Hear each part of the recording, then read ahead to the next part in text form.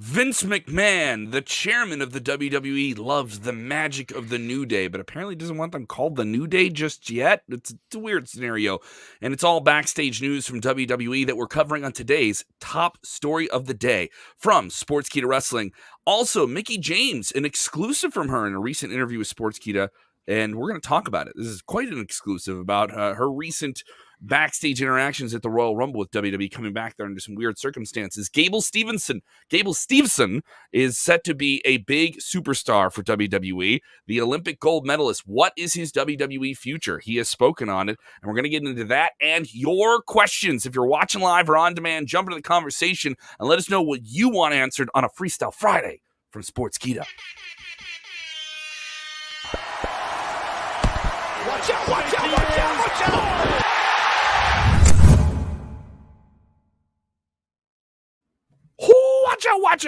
Watch out. I can see how many people are watching live now. I want every single one of you to smack that like button. Just hit it, and get your questions on screen. We will get through our news stories as fairly quickly as we can and jump into your questions. There's a lot to talk about here. We are in the throes of WrestleMania season. We're rolling off a very talked about AEW.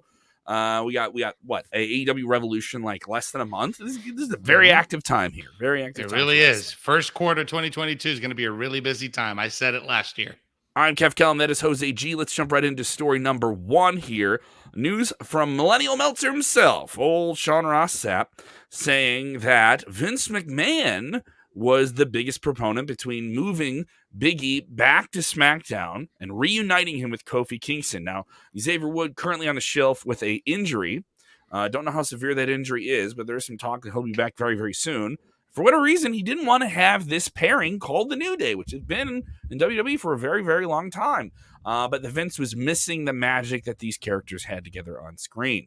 Of course, Big E had a run with the WWE Championship over on Raw as the top babyface for a little bit. Coming out of 2020 into 2021. So, I don't know. It's interesting that Vince is still behind this act when some people say, oh, well, he must not like him because the title's off Big E. I think that's more of a knee-jerk reaction, obviously. And you can see that WWE still understands that the New Day is a special thing, and they want to keep it going some way. Yeah, I think... Go ahead, Jeremy. I think Vince is just holding off on calling them New Day until King Woods comes back, which may be as soon as tonight. Obviously, Fightful Select had that report last week that Xavier Woods has been off of the internal injury list, so that could be tonight. That maybe just was a short-term thing, possibly. I guess it'll remains to be seen once Woods comes back if they're going to be referred to as the New Day. The Fightful Select article did indicate, well, a lot of other people in the company didn't get the memo because they still call them the New Day. So even though Vince did not want them to be called that on air, all socials and everything else was still calling them the New Day. So we'll see what happens once Woods gets back and go from there. And it's funny because when you see all these three guys together, or even 2/3 of them together, you all refer to them as the New Day, We've been referring them to the New Day for 6 years, going on 7 now. So it's a little weird that he didn't want it to be referred as the New Day. The explanation in the report is it's just a little mind-boggling to me because we've seen world champions be part of factions or stables before. So I don't understand what the whole point was. Oh, if he's a top babyface, he should be standing by himself.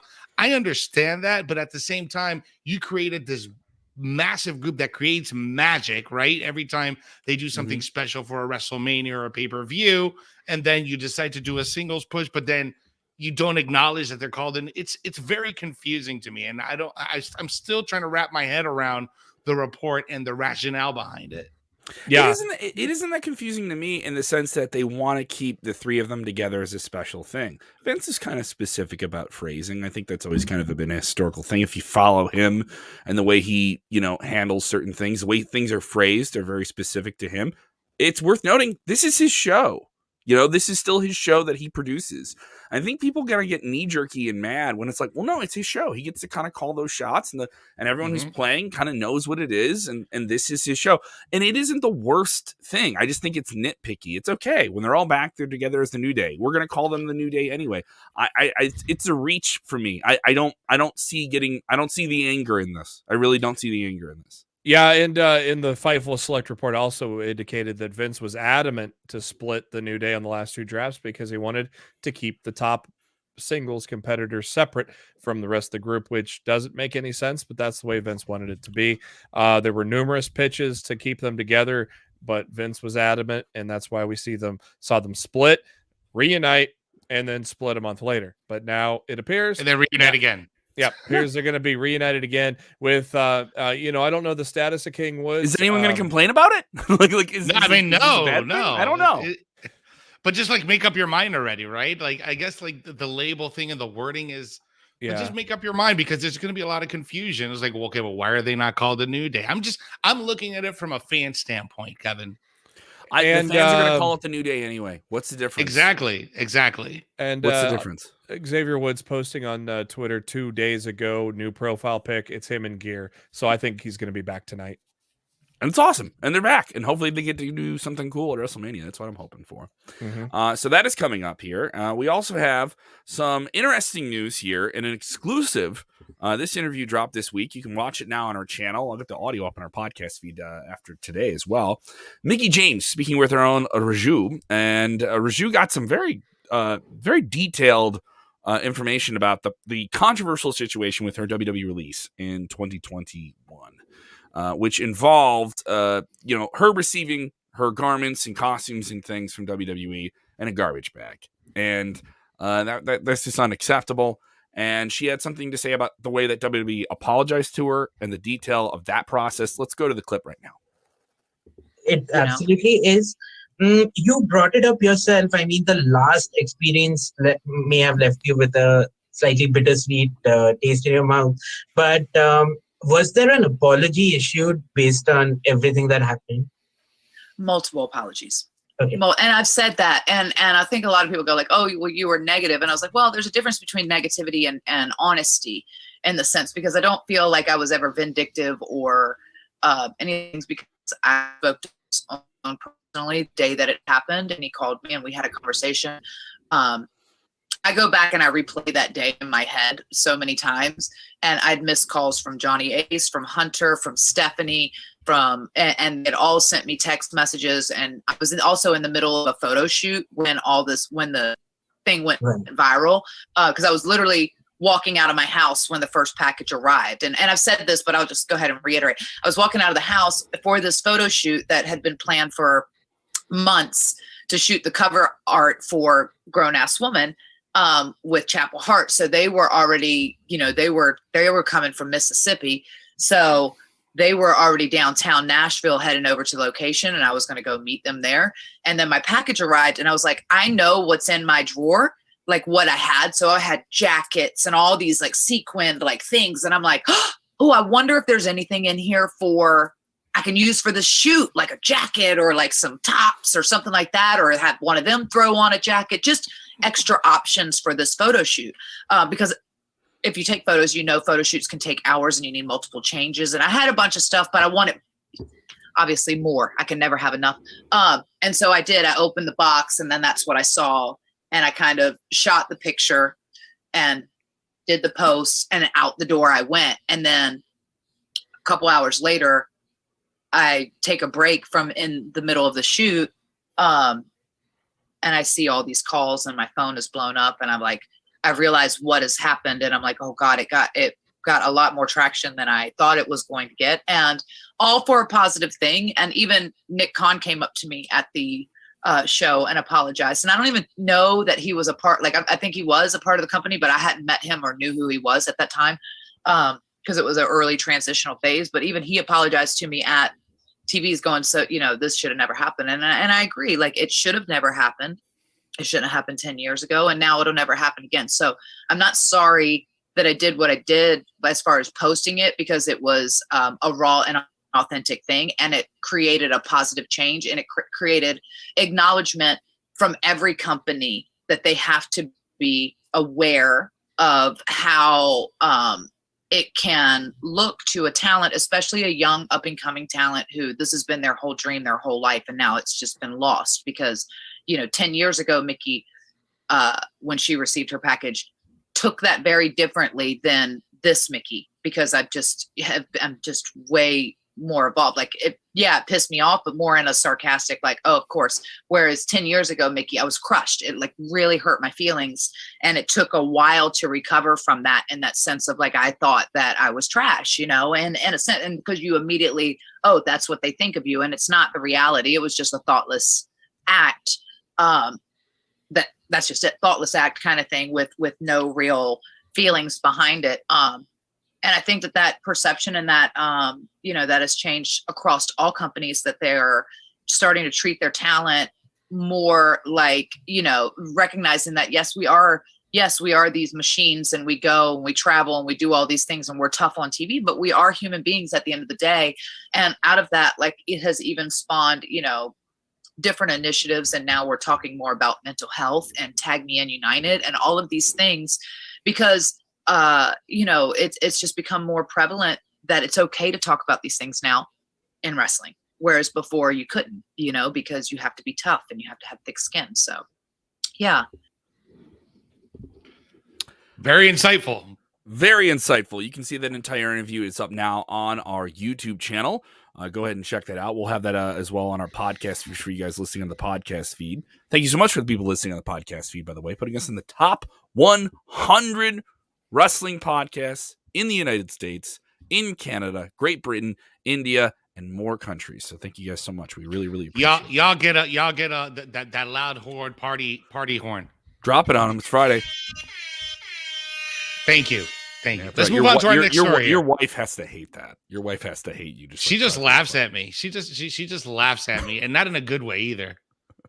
Get your questions ready for Freestyle Friday before we get to do this last story here. Let's jump right into it. Gable Steveson, he is very, very successful in the amateur freestyle wrestling world, a collegiate beast. He will finish out his collegiate wrestling career after also being successful for the United States at the Olympic level, scoring gold, and he has already locked into a WWE deal. Now, he was drafted to Raw in the most recent draft. But he has only appeared on WWE television, but has not done anything in the ring with anyone. He hasn't had a match or anything like that. But now he's saying that his full-time run in the WWE is coming up very, very soon. What's the latest? Yeah, man. So Gable Steveson, he had an interview. He spoke with KTSP ahead of his final home match for the Gophers, which is the wrestling team he wrestles for, and he admitted that he will be getting in soon. He said, quote, "I really don't get emotional, so tomorrow I might hit just because I'm getting my last match really wrestling before I go into WWE. So it might hit different. You never know. So when the time comes and I walk out for the senior night and I get my hand raised for the last time, I might hit. You never know when that time comes. I'll let it come, but it doesn't come, then it's not coming." Then he reflected a little bit about his wrestling career, and he said in maybe about 10 years, he thinks about fighting for the UFC. So he's probably going to have a little run with the WWE, get into the UFC, and maybe do the Brock route, right? Like start off like a big prospect in WWE, end up doing combat sports, become a champion in combat sports, come back to WWE and be that stellar attraction that you're destined to be. Being an Olympic gold medalist, this kid already has a lot of hype coming into WWE. And we'll see what he brings, man. And this guy was like the catapult for the NIL program. And now we see that the NIL program is extremely successful with all the new recruits that they got. So we'll see what this brings down the line and towards of future athletes for WWE. Yeah, and he also mentioned that he may take time off from WWE and possibly come back to the Olympics in 2024. He has not made an official. They would let him do it. Yeah, they would. WWE would absolutely let him do that. Yeah, that'll be great exposure for WWE in its own. Those are in. Oh yeah, and it's in Paris, so then you could maybe run. Hopefully, you assume the pandemic next year is going to be gone for the most part by then. Then you can maybe start running shows in Paris in anticipation for run him. A stadium show over there in wherever their football team plays. Yeah, do it during the Olympics. Who cares? It doesn't stop you. Yeah, they're doing Super Bowl during the Olympics, so why not? Yeah.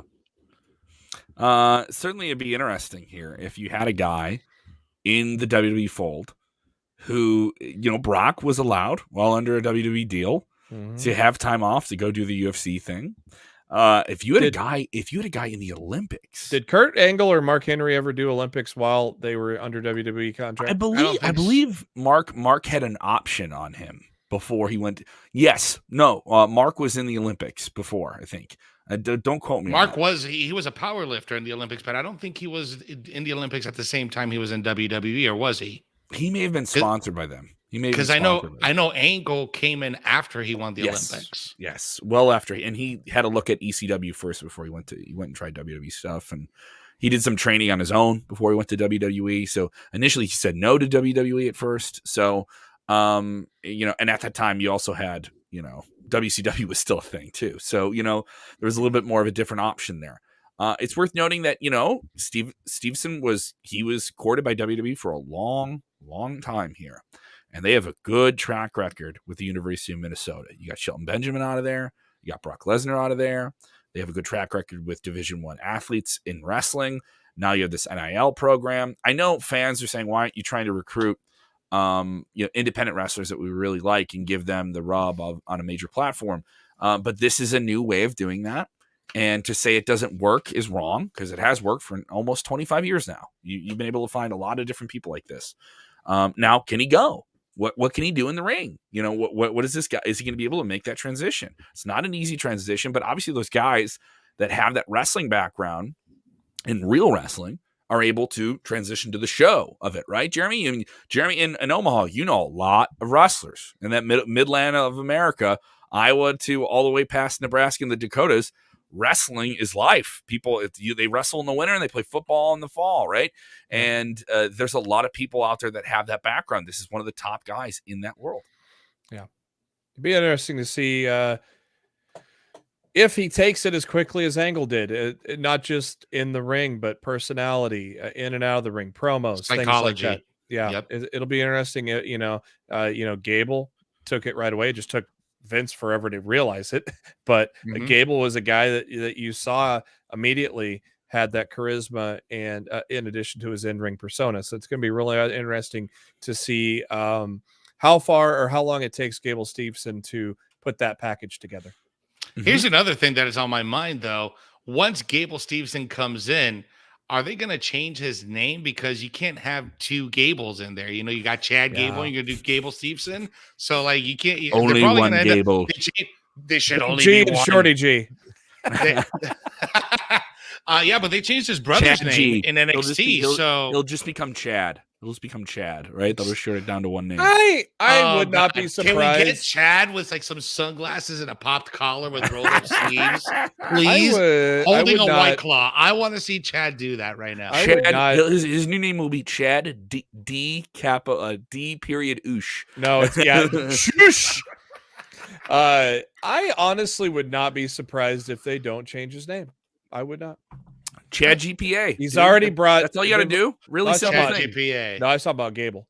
I don't think they're going to change either guy. I don't think Gable's going to get changed. I think much like Kurt Angle, much like Mark Henry, they're going to keep his name. Name recognition is higher than Vince coming up with a name to trademark. Could be part of the deal too. They don't necessarily need to change Chad Gable's name either. They probably have licensing rights to his name though for a period of time. Yeah, too. And I know Vince is funny with that because, there was an announcer that came through and they couldn't use his name because it matched a wrestler's name. I know Vince is a little funny on that, but in regards between, I had it happen. Had it happen to me in radio. Yeah, between Gable, I'm half on the radio. I'm Kevin here. Between Gable and Gable, I don't think so. And plus, hell, they may pair the two together. You never know. You never know. Let's jump right into it. It is Freestyle Friday. Press the button. We got one more story. We got one more story. We got a heartwarming story here before we head out. Heartwarming story. I'm sorry. We had a heartwarming story. Yeah, we got Becky Lynch posting this incredible picture from Jeddah, Saudi Arabia, where or from Riyadh, actually, where they're promoting the Elimination Chamber. As you guys can see, Becky Lynch and my high school crush, Lita, are both being portrayed on there. Of course. That's my crush. Get out of here. It's my crush, Jeremy. All right, listen, neither one of you are bringing her to the prom. Calm down, boys. So she put this awesome tweet. First time women have been featured on a billboard in Riyadh. What an honor. Becky Lynch and Lita being featured ahead of the Elimination Chamber. big time honor for her. I think this is incredible, especially with all those social political changes that are going down over there in Saudi Arabia. This is great. We'll see. We'll see how they react to all the women matches that they got for Elimination Chamber. Because you got this Raw Women's Championship, then you got the Elimination Chamber Women's Championship match that's going to be going down also at Elimination Chamber. It certainly shows that WWE is really pushing this element. You know, once they got it through, they're going to stick with it. I don't think we're going to see another WWE Saudi Arabia show without the women featured on it. No, God forbid there's some type of injury or, you know, the Kingdom of Saudi Arabia comes in, that's their partner on the events, comes in and says, you know, we're going to stop doing this Sunday. I just don't see it going that way at this point. I mean, you got what, eight women performing on the show. So, and that's going to be the most that's ever. Huge. So, that's huge. Yeah, you're right. That is the most women they've ever had on a show out here. So, and you know, immediately everyone's going to react to, oh, their outfits are all different. Their outfits are all different. I'll be like, all right, whatever. You know, it is what it is. I was criticizing that before, but I just learned to just kind of like look past that and just focus on the match and the storytelling of the match. The outfits, isn't that what you're supposed to do already? You're supposed to, yeah, but these outfits bring something. Yeah. Tell me that's what you're supposed to do when you watch NXT and Toxic Attraction comes out on Tuesdays. Tell me that's what you're supposed to do. Tell me that's what WWE is telling you to do. Yeah, but at the same time, you have certain characters that lean into that, right? Like, I mean, I don't think they're going to be showing NXT 2.0 in Jeddah, Saudi Arabia anytime soon. Lean into it. Lean into it's a pretty good way of putting it. Yeah. Yeah. Come on now. What is going on? Before the show even started, you guys were going with the basement humor. All right. I know I was jumping the gun here on Freestyle Friday. Now it's time. Now it's time. All right, let me introduce it. All right, guys, it's time to get your questions in, get your comments in. Sound up right now because it is time for Freestyle Friday. Let's get right into it.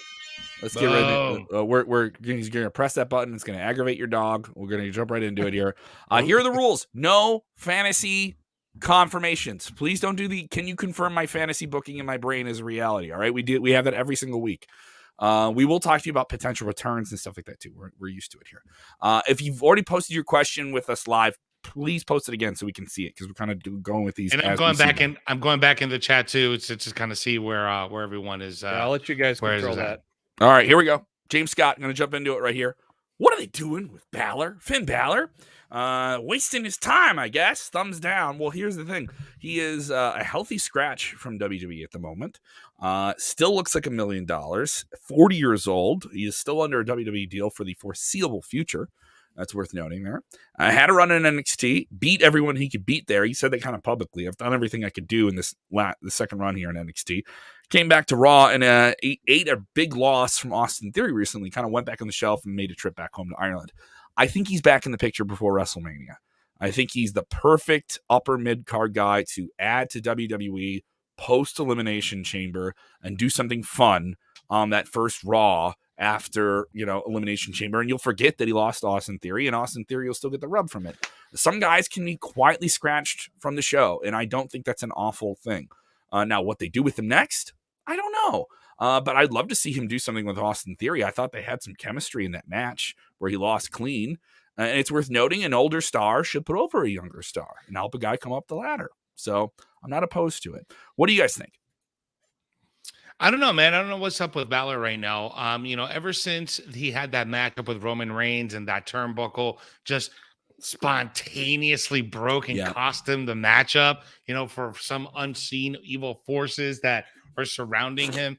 I mean, they just dropped the ball with Finn Balor. I feel bad for him, because he was getting a solid push, and then all of a sudden that push just went away, and he hasn't been featured on TV. I know he took some time off. I think he was back home for a little bit and was trying to just regroup himself. But when are we going to see him back, and when are you going to use him appropriately? He needs to be in that top spot, and unfortunately he's not, man.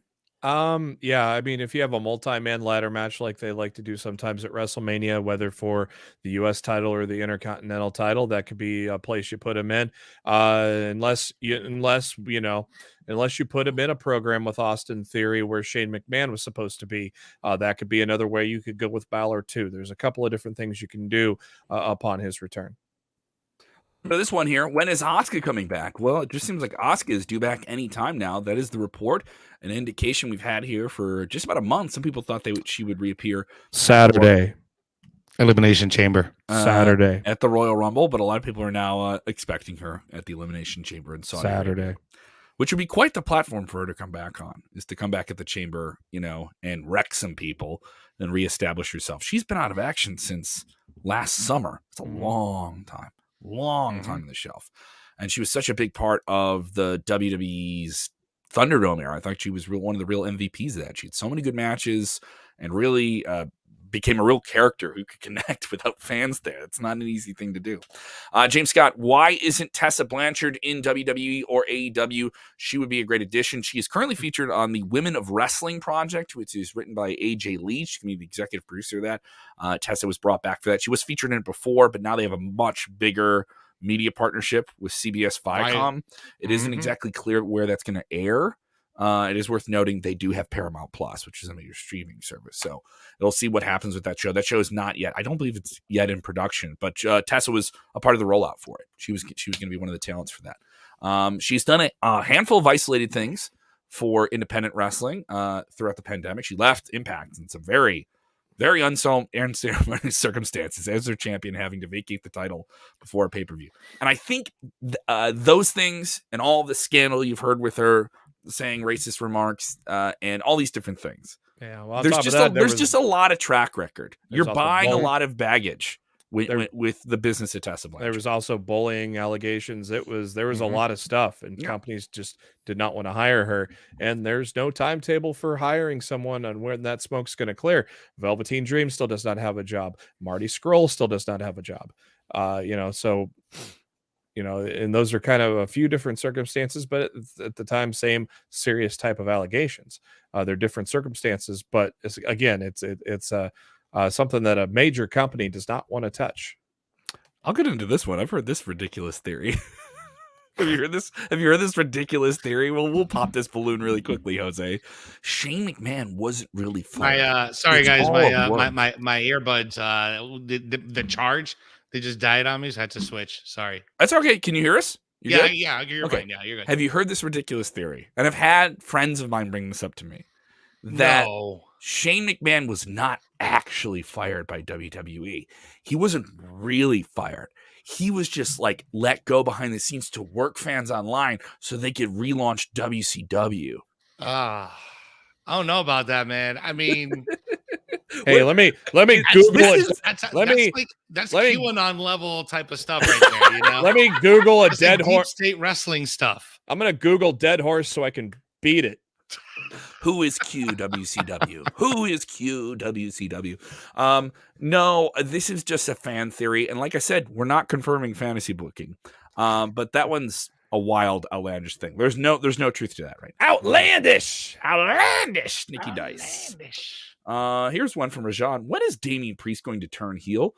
They've been doing this dark side thing of Damian Priest, the United States champion, who's been eating clean losses in the ring recently. He was undefeated for a very long time. He lost a very competitive match against AJ Styles this past Monday on Monday Night Raw. It was the highlight of the show, in my opinion. It was very, very good. Got AJ going for Elimination Chamber. He looks really strong for that. But Damian Priest, who's your current mid-card champion on Raw, with that U.S. strap, eating a loss. So, when are they going to turn him heel? I think he'd be a good heel. But I also thought he's a fair babyface. He has much more tenure in his career as a heel. He did that in NXT. He did that in Ring of Honor when he was Punishment Martinez. But they got a lot of heels on Raw. They got a lot of heels. Yeah, it's a fact that he was not broken. They did need to fix him, and then they tinkered with him, and he's lost all the momentum he's had. So, almost a heel turn is almost what he needs to kind of get back on track at this point. And I don't know. I mean, the Damian thing hasn't come out lately, but he did look a little angry after getting beat on Monday. So. Really, I don't think Vince and the creative don't know what the direction they're going to go with him quite yet. I got a little nitpicking to do here, just because from the fact that Kevin Owens pinned Damian Priest a few weeks ago, right? Where's his United States Championship opportunity? Why did AJ get it? I mean, don't get me wrong, I love AJ, right? But Kevin pinned him first. Why Well, isn't Kevin getting maybe- that U.S. title match? Maybe I keep there's- thinking you're talking to me. Well, I got two. I'm just I saying. got two reasons here. A, Kevin doesn't go to Saudi, so maybe there is Damian and AJ at Chamber. B, maybe they are sowing the seeds for a multi-man ladder match for the U.S. title. But the main reason is Kevin does not go to Saudi shows. That's going to be probably part of the reason why. So then they had to maybe put something together where they may throw this match in last minute or make it the pre-show match on Saturday. Bring on your questions, everybody. Keep them coming. If you're just jumping in, you can watch the rest of the episode whenever you want. We're in Freestyle Fridays. We always go longer on Fridays. We always give you more time on screen with us. Bobby Batito, I love that name here. Bobby asks, who do you guys see to wrestle against Jade Cargill for the TBS Women's Championship in AEW? Like the beater or just in the future? They've had her crush some people. She beat Chris Statlander. I think Statlander is the way to go. Statlander's been on the shelf for quite some time now. They're doing the Goldberg thing with her, so I don't think Jade's losing that thing anytime soon. No, I think it's a brand new championship too. They need to establish it. So, who do I want to see? I think Statlander, her size wise, would make sense. They did sign AQA today, though. That's a good signing. They did. Good signing. Good for her. Do you guys? Here we go. Back to Finn Balor. Do you guys think they are going to release Finn Balor? I don't. There's another line of questioning I never understood. Are they going to let this person go? Because it just always feels weird to say, like, because it feels like that's like an overreach from someone on our side of the aisle or our side of the guardrail to like decide who gets to stay and go. I'll tell you what, fan reaction. No, I don't think they're going to. If that comes down the pipe that he's released, I'm not going to honestly be surprised. Oh, so and this, I would not Jeremy, be you're shocked. Right. Bray Wyatt, I was shocked, but I would not be shocked with Finn Balor. If it said Finn Balor released from WWE, it's big news. Yeah, we'll get on live right away and talk about it. But Bray Wyatt shocked me, but Finn Balor would not shock me. Just because he's in a lower standing right now. But Bray at this point, it would upset me, but it wouldn't shock me. Okay. Yeah. There's so much more to that Bray story. I think that's going to come out when he writes a book. We're going to know what happens. Got a question here from Dan Rick, watching us on YouTube. He's asking, why do Tony Khan sign people and don't use his own people? And now he's soon going to release talent. This is the issue. It's all about getting the best roster for a national or global company where you're on a national cable program. Mm-hmm. You can't just include your favorite indie stars that started out the company. You got to compete and you got to go after the best in the world. And that's what they've done, is they've hired some of the best in the world, regardless of if they've come from WWE or not. I agree with that. But the problem is you're going to have the accountability now of pissing off fans of those people you let go. That's part of the game. It's a business, though. It's a business. You're not going to be able to make everyone happy. But exactly. And now you're going to see that AEW is going to have to do corporate pro wrestling things. Let me tell you, not something anyone wants culturally dusted on AEW. I love both of these guys. I love both of these guys. But let me tell you, let me talk to you. Talk to them. What makes a bigger headline? Joey Janela is no longer with AEW, or Bryan Danielson's wrestling for AEW? What makes a bigger reach? Bryan Danielson. I'm wearing a Bryan Danielson t-shirt. Bryan Danielson. I love Joey. We said this yesterday. We said this repeatedly yesterday. He's bringing on names that are going to put more eyes on the product. Yeah. And if that means you have to release some of the bottom of the barrel talent, you got to do that. Let me tell you, I think Joey Janela could be one of those guys. I'm just kind of surprised on how he has not gotten that traction. I feel like he could be one of those guys that could He's tremendous. I love him. I love Joey Janela. I think he's great. He's entertaining. He could do it all. Yeah. I don't know why he has not really gotten any kind of serious push. He was off to a good start. I figured he'd be a major star in that company and have a championship at some point. And we never even see him on Dynamite anymore. This is part of it though. This is like AEW. You buy the blowback when you let someone go. You buy the possibility of fans not being happy when you let that person go. Yep. Sonny Kiss gets let go. Okay, there are fans that love Sonny Kiss, and he has not been featured on Dynamite in months. All right. And if you told me he was let go, there would be a very vocal backlash to that. If you watch Sammy Guevara's vlog from this week, man, just found a perfect place for him. He was doing a photo shoot with the Men of the Year, and I thought he fit it. They were just doing goofy poses, and I thought the charisma and the interaction between those three was great. I think I would almost split those guys off of Dan Lambert. I love Dan Lambert, but I think they need to find other wrestlers to be under Dan Lambert, and not Scorpio and Ethan, and put Sonny with Ethan and Scorpio. I think that'd be a good place to put him right now. Quick one. We've addressed this quite a bit here because obviously it was one of the biggest stories of the week. What did you think of Keith Lee's debut on AEW? We covered it extensively the past 2 days. We also had the debrief on Wednesday night afterwards. Go check it out. It's in the podcast feed. It's in the video channel as well. We might get I loved it. I loved it. It was perfect. It was great. Private Party made him look like $1 million. We might get a move based off of Fresh Prince of Bel-Air. I told Uncle Phil. I added Excalibur because Keith Lee admitted we're going to call it the Uncle Phil Beal. There's a meme going around with Keith Lee tossing Isaiah Cassidy, and it says Uncle Phil and Jazz.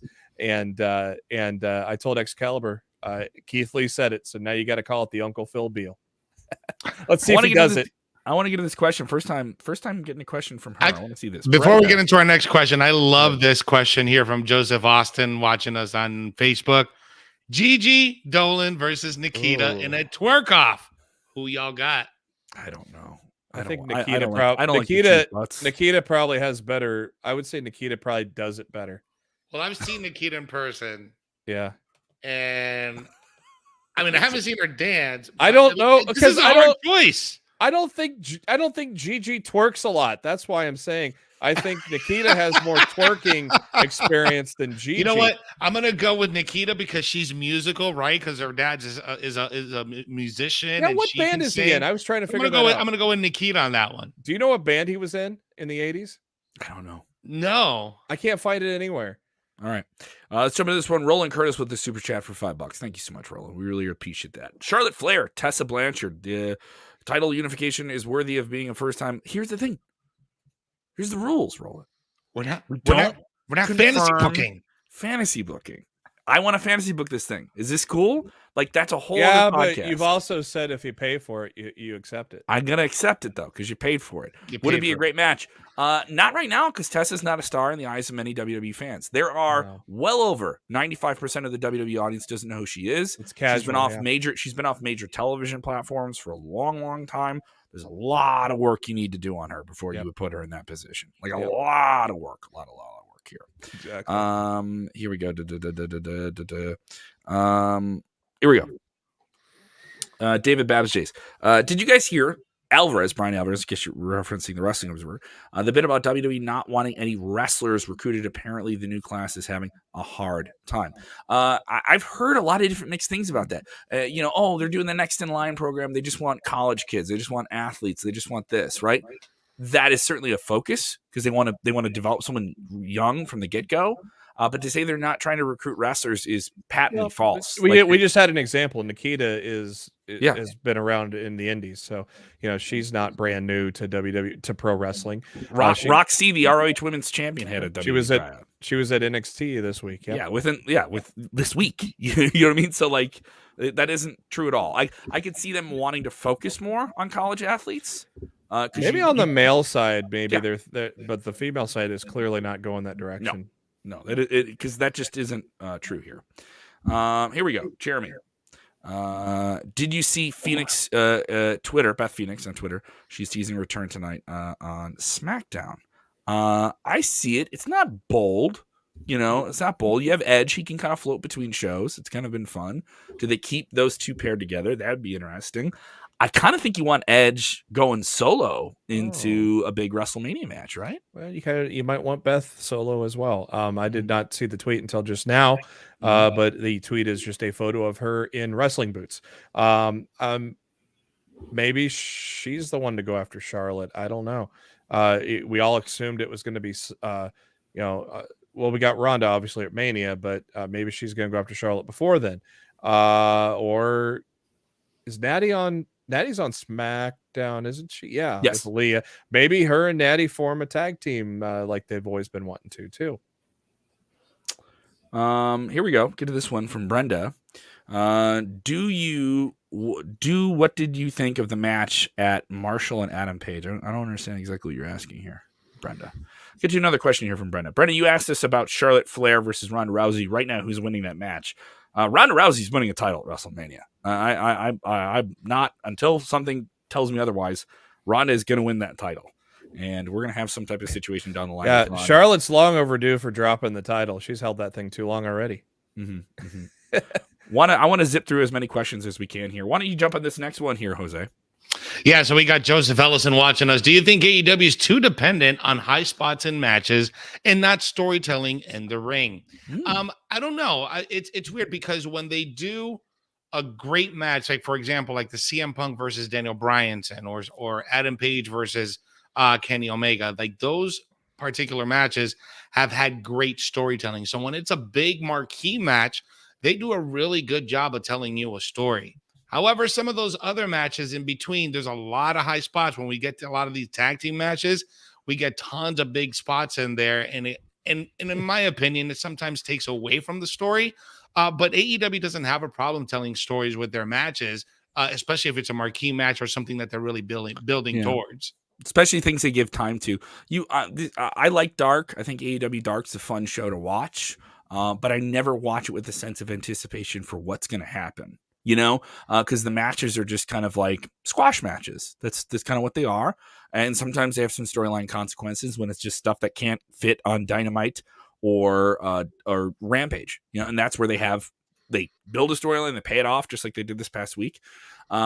But there are plenty of matches where they just have matches with spots in them and the craziness. So I could see that, but I think that's more the perception, I would say. That isn't on AEW. I think that's more the perception of people talking more about the moves than actually talking about the storyline. I mean, and you have younger wrestlers that feel the pressure to try and just do move. To get themselves noticed, absolutely. Yes, to get themselves noticed, yeah. I mean, if you look at Young Bucks and Lucha Brothers inside the cage, sure, there were a lot of spots there, but there was a ton of storytelling in that match. Mm-hmm. Yeah. So I think that is sometimes true. But that's not the case for all the tag matches. It's like people. Yeah, but it's also saying like people saying Orange Cassidy only does this joke stuff when we know that ain't true. I think people are just looking at it thinking this is all they do, and it's not.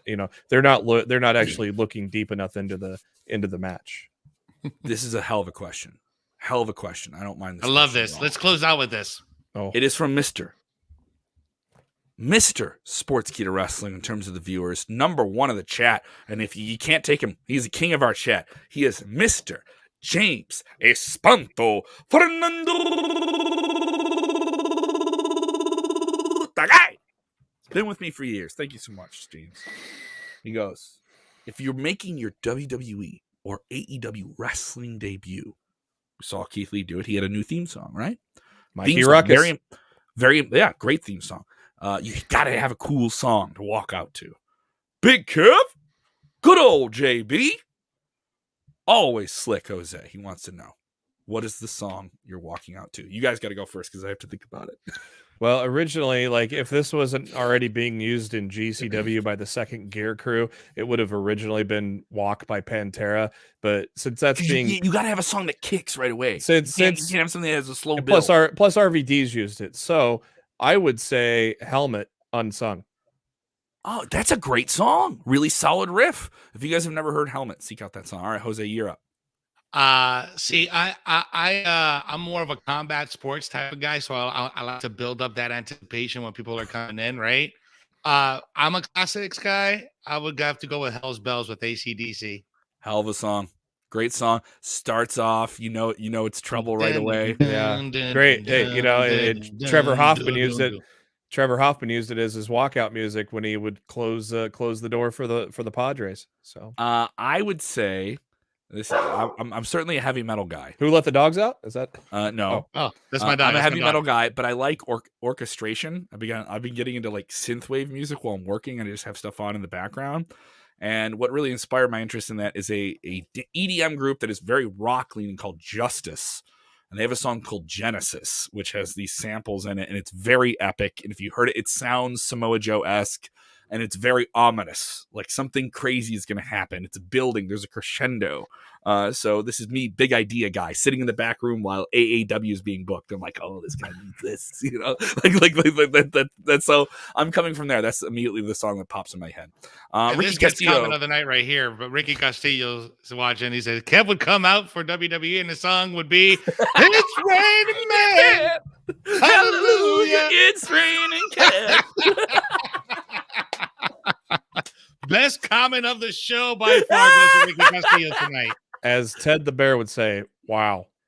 All right, guys, let's get out of here for the weekend.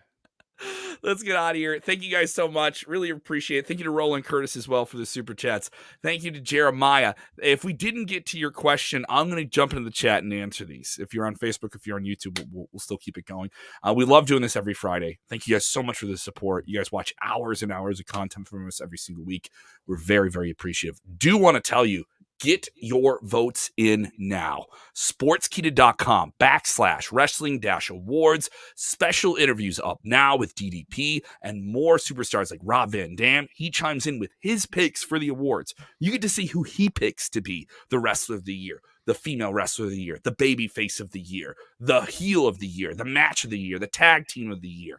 You get to pick. And this isn't just an isolated award show with just a few people making the decisions and dictating to the fans. No, this is experts, veterans, Hall of Famers, and you.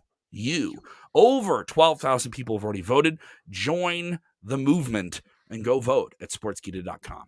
We will be back Monday through Friday with top stories. We do every weekday. Later on tonight, right after Rampage and SmackDown, you have another edition of Smack Talk with Dutch Mantel. So look forward to that as well on your Saturday morning, right next to your cereal. Right there, you can have some of that with you. All right, thank you guys so much for supporting the brand. You can follow Jeremy at JB Huskers on Twitter. You can follow Jose at Jose_G_official. And you can follow me at Kev Kellam. All right, thank you guys so much for the support. We will see you next week. And remember, when watching wrestling, you must do the most important thing, which is what, gentlemen? You have to enjoy it. Enjoy wrestling, enjoy the weekend, and enjoy the Super Bowl. Yeah. Yeah. Go Bengals. Go Rams. Watch out, watch out, watch out, watch out.